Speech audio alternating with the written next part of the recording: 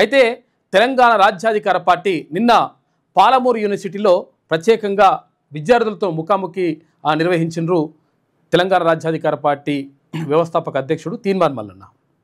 అంటే అక్కడ విద్యార్థులకు ఉన్నటువంటి సమస్యలు తెలుసుకోవడం కానీ, తర్వాత అసలు యాక్చువల్గా పార్టీని ఎట్లా బలోపేతం చేద్దాం, తర్వాత బీసీ ఉద్యమాన్ని, ఎందుకంటే యూనివర్సిటీలే పట్టుకొమ్మలు, ఏ ఉద్యమం జరగాలన్నా కానీ యూనివర్సిటీల నుంచే అక్కడ విద్యార్థుల నుంచే ఎక్కువగా ప్రజల్లో చైతన్యం తీసుకురావడం కానీ, ప్రజల్లో చర్చ జరగడం కానీ జరుగుతుంది. కాబట్టి అందులో భాగంగా నిన్న పాలమూరు యూనివర్సిటీ, మహబూబ్నగర్లో ఉన్నటువంటి పాలమూరు యూనివర్సిటీకి వెళ్ళి అక్కడ ఉన్నటువంటి విద్యార్థులతో ముఖాముఖి నిర్వహించడం, తర్వాత ఆటో తోలిండు తీన్మార్ మల్లన్న నిన్న అక్కడ మహబూబ్నగర్లో, తర్వాత అక్కడ ఉన్నటువంటి ప్రజలతో మాట్లాడిండు, తర్వాత జూరారా ప్రాజెక్టును సందర్శించిండు.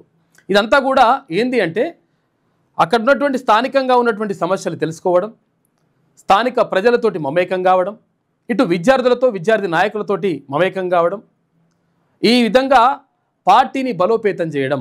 పార్టీని బలోపేతం చేయడంలో భాగంగా ఏదైతే భావ ప్రసారం ఉందో, భావ ప్రసారం అనేటువంటిది సరిగ్గా జరిగే విధంగా ఒక ప్రణాళికాబద్ధంగా ముందుకెళ్తా ఉంది తెలంగాణ రాజ్యాధికార పార్టీ. అందులో భాగంగా అటు తీన్మార్ మల్లన్న కానీ, తర్వాత వర్కింగ్ ప్రెసిడెంట్ సూదగాని హరిశంకర్ గౌడ్, తర్వాత ముఖ్య నాయకులందరూ కూడా అక్కడికి వెళ్ళిండ్రు.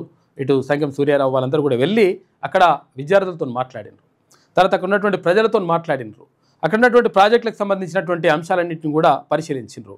అందులో భాగంగా మొత్తం మీద ఒక రకంగా బీసీ భావజాల వ్యాప్తిని మొత్తం కూడా వ్యాప్తి అనేటువంటిది సరిగ్గా జరగాలి, ప్రజల్లోకి పార్టీని బలంగా తీసుకెళ్లడం కానీ, తర్వాత బీసీ వాదాన్ని ప్రజల్లోకి తీసుకెళ్లడం కానీ, ప్రజల్ని అంటే ఇది తెలియనటువంటి విషయాలు ఎవరైతే ఉంటారో వాళ్ళని చైతన్యం చేయడం కానీ, అటు ఎస్సీ ఎస్టీ బీసీ మైనార్టీలందరినీ కలుపుకొని పోవడం, ఇదంతా కూడా ఒక ప్రణాళికాబద్ధంగా ముందుకెళ్తా ఉంది తెలంగాణ రాజ్యాధికార పార్టీ.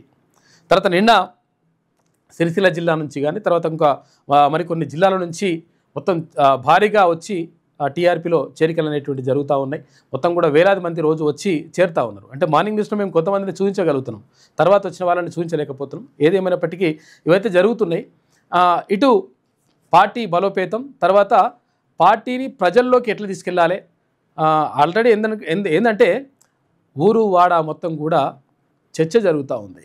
అంటే తెలంగాణ రాజ్యాధికార పార్టీ అనేటువంటి ఒక పార్టీ వచ్చింది. దీని ద్వారా బీసీల చైతన్యం, బీసీలతో పాటు అణగారిన వర్గాలైనటువంటి ఎస్సీ ఎస్టీ మైనార్టీలందరినీ కూడా కలుపుకొని పోవడం, అటు అగ్రవర్ణ పేదలను కూడా కలుపుకొని పోవడం, అటు ఎవరికెంత వారికంత వాటా అనేటువంటి నినాదంతో వచ్చినటువంటి పార్టీ కాబట్టి 100% ఆదరిస్తారనేటువంటి నమ్మకం కలుగుతూ ఉంది. ఎందుకంటే ఎక్కడికి వెళ్ళినా కానీ అపూర్వ సాదర స్వాగతం పలుకుతూ ఉన్నారు అక్కడ ఉన్నటువంటి ప్రజలు తీన్మార్ మల్లన్నగా. తర్వాత ఇక్కడ ఉన్నటువంటి నాయకులు ఎవరైతే ఉంటారో టీఆర్పీ నాయకులందరికీ కూడా మంచి ఆదరణ లభిస్తూ ఉంది. ఈ నేపథ్యంలో ఒక చర్చ మాత్రం జరుగుతూ ఉంది రాష్ట్ర వ్యాప్తంగా.